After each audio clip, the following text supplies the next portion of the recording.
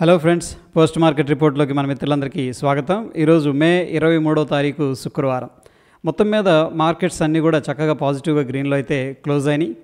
ముందుగా sector performance అనేది మనం పరిశీలన చేసినట్టయితే consumer goods, financial services, consumption, private బ్యాంకులో ఈరోజు మోర్ దాన్ 1% స్ట్రాంగ్ బౌన్స్ అనేది కనిపించగా ఫార్మా, నిఫ్టీ, హెల్త్ కేర్ ఇండెక్స్లో మనకేంటంటే కొద్దిగా ప్రాఫిట్ బుకింగ్ అనేది జరిగినట్టు తెలుస్తూ ఉంది.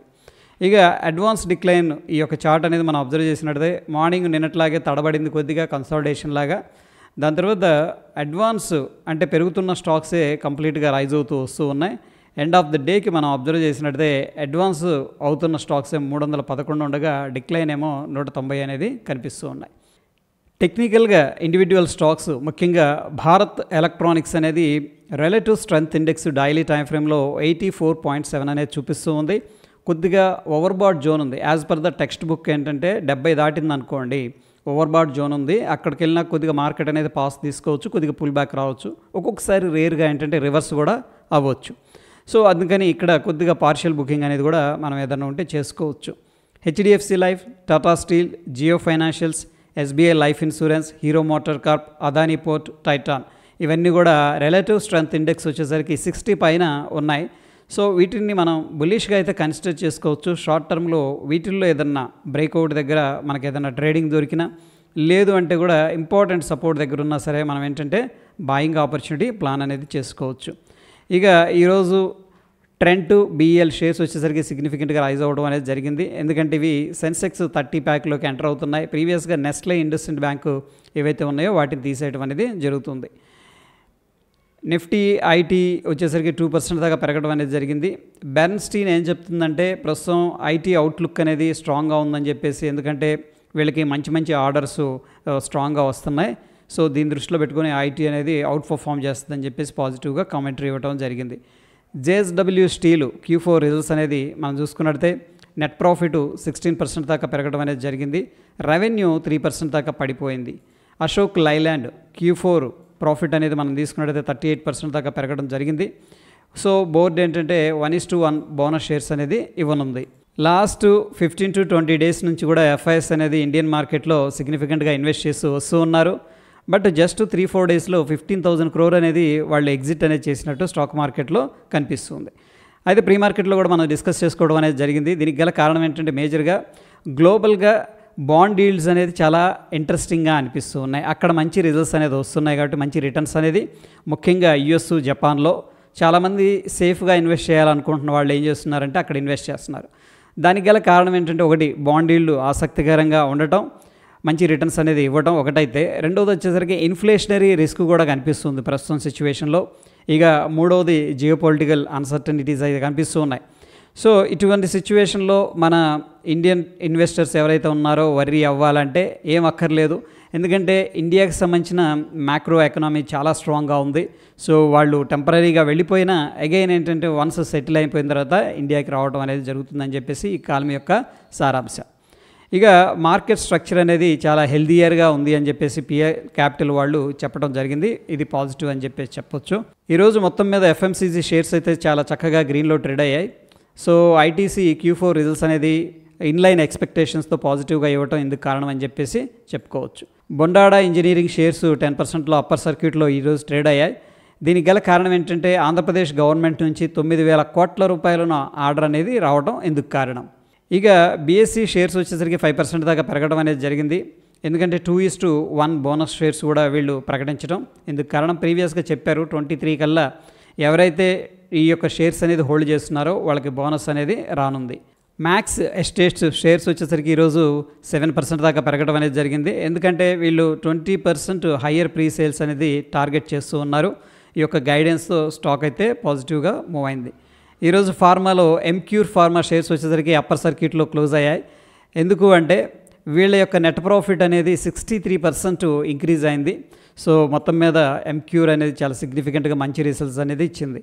పారాస్ డిఫెన్స్ షేర్స్ 1% దాకా పెరగడం జరిగింది. వీళ్ళు ఇజ్రాయెల్ హెవెన్ డ్రోన్స్ వీళ్ళతో ఏంటంటే జాయింట్ వెంచర్స్తో కార్గో డ్రోన్స్ అనేది మ్యానుఫ్యాక్చరింగ్ అనేది స్టార్ట్ చేస్తున్నారు.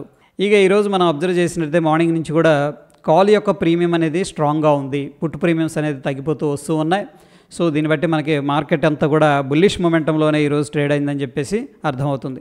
ఇక నిఫ్టీకి సంబంధించిన ఈ యొక్క ఓపెన్ ఇంట్రెస్ట్ అనేది మనం చూద్దాం. అయితే ఈరోజు మొత్తం మీద 1% పైన నిఫ్టీ అనేది గ్రీన్లో ట్రేడ్ అయింది. సో ఓపెన్ ఇంట్రెస్ట్ ప్రకారం పుట్ కాల్ రేషియో అనేది 1.03 చూపిస్తుంది. ఒకటి కంటే ఎక్కువగా ఉంది కాబట్టి మార్కెట్ అయితే ప్రస్తుతం బుల్లిష్ సెంటిమెంట్లో అనేది ట్రేడ్ అవుతుంది. ఇక బ్యాంక్ నిఫ్టీ విషయానికి వచ్చేసరికి పుట్ కాల్ రేషియో అనేది మనం పరిశీలన చేసినట్లయితే 0.86 అనేది చూపిస్తుంది. ఒకటి కంటే తక్కువ ఉంది. సో స్టిల్ ఏంటంటే కొద్దిగా ఎట్ ద మనీ దగ్గర అయితే గ్రాఫికల్గా మనకి స్ట్రాంగ్ సపోర్టే ఉంది. బట్ ప్రాబ్లం ఏంటంటే ఓటీఎంస్ కూడా ఇంక్లూడ్ చేయడం వల్ల ఈ పుట్ కాల్ రేషియో అనేది మనకు బేరిష్గా కనిపిస్తుంది. ఎనీహౌ మొత్తం మీద అయితే కొద్దిగా నెగిటివ్ సెంటిమెంట్ అని చెప్పేసి చెప్పుకోవచ్చు based on the put call ratio. ఇక సెన్సెక్స్ విషయానికి వచ్చేసరికి పుట్ కాల్ రేషియో అనేది 1కి దగ్గరగా ఉంది. ఆఫ్కోర్స్ 1 కంటే తక్కువగా ఉంది. సో ఆల్మోస్ట్ ఏంటంటే ఒక షిఫ్ట్ అనేది టువార్డ్స్ బుల్లిష్ అనేది జరుగుతూ ఉంది. ఇక ఇండియా విక్స్ అనేది పరిశీలన చేసినట్లయితే సో ప్రస్తుతానికి 0.12% రైజ్ అయింది. ఇండియన్ మార్కెట్స్ అయితే ప్రస్తుతానికి స్టేబుల్గా ఉన్నాయి. ఇక Dow Jones industrial average features అయితే సరే సిగ్నిఫికెంట్గా ఇంపార్టెంట్ రెసిస్టెన్స్ నుంచి కూడా పడిపోతూ వస్తూ ఉన్నాయి. ప్రస్తుతం మనం చూస్తున్న సమయానికి అయితే 665 పాయింట్లు నెగిటివ్గా ఉంది. ఇక డాలర్ ఇండెక్స్ విషయానికి వచ్చేసరికి అది కూడా వీక్గా ట్రేడ్ అవుతుంది. అండ్ నిఫ్టీ ఈరోజు అనూహ్యంగా గ్యాప్ అప్ అవ్వడం, అక్కడి నుంచి కూడా స్టేబుల్ అవ్వడం, పైకి వెళ్ళటం అనేది జరిగింది. మనం అబ్జర్వ్ చేసినట్టయితే ప్రీవియస్గా నిన్నటి రోజున ఇక్కడ 24,500 దగ్గర సపోర్ట్ అయితే తీసుకుంది. అక్కడ నుంచి కూడా ఇంపార్టెంట్ సపోర్ట్ అనేది ఏదైతే రెసిస్టెన్స్ అనుకున్నామో దాన్ని మొత్తాన్ని కూడా సపోర్ట్ లాగా తీసుకొని పైకి వెళుతుంది. సో ప్రస్తుతం 24,855 దగ్గర అయితే ట్రేడ్ అవుతుంది ఫ్రెండ్స్. సో ఇక్కడ నుంచి కూడా మనకి 25,000కి వెళ్ళడానికైతే పాసిబిలిటీ కనిపిస్తూ ఉంది. ఒకవేళ ఆ 25,000 లెవెల్ అనేది బ్రేక్అవుట్ అయిందనుకోండి, ఎందుకంటే ఇక్కడ రెసిస్టెన్స్ లెవెల్ ఉంది. నెక్స్ట్ మనకి ఇమీడియట్గా 25,285 అనేది అప్ సైడ్ ఉన్న టార్గెట్. ఒకవేళ మార్కెట్ అనేది కొద్దిగా కన్సోలిడేషన్ అనేది తీసుకుందంటే 24,769 దాకా డౌన్ సైడ్ అయితే రావడానికి ఇమీడియట్గా పాసిబిలిటీస్ కనిపిస్తూ ఉన్నాయి. బ్యాంక్ నిఫ్టీ విషయానికి వచ్చేసరికి ఇది కూడా ప్రస్తుతానికి ప్రీవియస్గా రెసిస్టెన్స్ లెవెల్స్ ఏవైతే ఉన్నాయో వాటిని బ్రేక్అవుట్ చేసుకొని పైకి వెళ్ళింది. ఇమీడియట్గా మనకున్న రెసిస్టెన్స్ 55,500. ఒకవేళ ఆ రెసిస్టెన్స్ లెవెల్ అనేది బ్రేక్అవుట్ అయిందంటే ఆల్ టైమ్ హై అనేది హిట్ అవ్వడానికి అయితే పాసిబిలిటీస్ కనిపిస్తూ ఉన్నాయి.